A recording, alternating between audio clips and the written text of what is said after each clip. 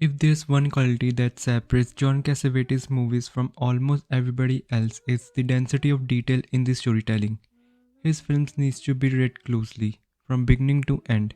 There are no small moments with Cassavetes, no lapses in rhythm. The films aren't broken down the way most are. You have to apprehend them from gesture to gesture, breath to breath. Very few filmmakers in the sound era have chosen to work this way, at least in the realm of fiction. Films like A Woman Under the Influence defied a century's worth of film theory. When you look at a close up in a film by almost anyone else, you are looking at a representation of the idea of an emotion, no matter how detailed the acting is.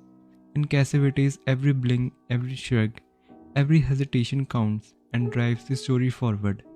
What is a woman under the influence? If you look at it from one end of the telescope, it's a hyper-realistic portrait of a woman going mad, a terrific performance in a vaguely working-class setting, a sort of D-class American version of Ingmar Bergman's Face to Face. From the other hand, it's a richly detailed experience, alternately soaring and gut-wrenching. And it's about men, woman, family life, the difficulty of distinguishing between your real and ideal selves, and male embarrassment. John Cassavetes, A Woman Under the Influence, gave us a woman whose influences only gradually reveal themselves. And as they do, they gave us insight not only into one specifically brilliantly created woman, but into some of the problem of surviving in a society where very few people are fully liberated. The woman is Mabel, a wife and a mother. Her husband Nick is the head of a construction gang and a gregarious type with an expansive nature. He is likely to bring his whole crew home at 7 am for a spaghetti dinner. Mabel isn't gregarious, but she tries.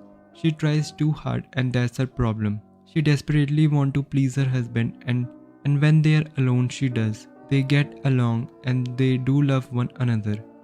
But when people are around she gets a little wacky. The mannerism, this strange personal little way she has of expressing herself, get out of scale. She's not sure how to act, because she's not sure who she is. The film takes place before and after 6 months she spent in a mental institution. Her husband has it committed reluctantly, after she begins to crack up. There have been some indication that she is in trouble.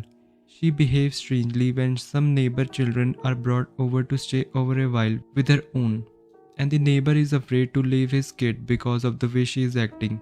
But what exactly is strange?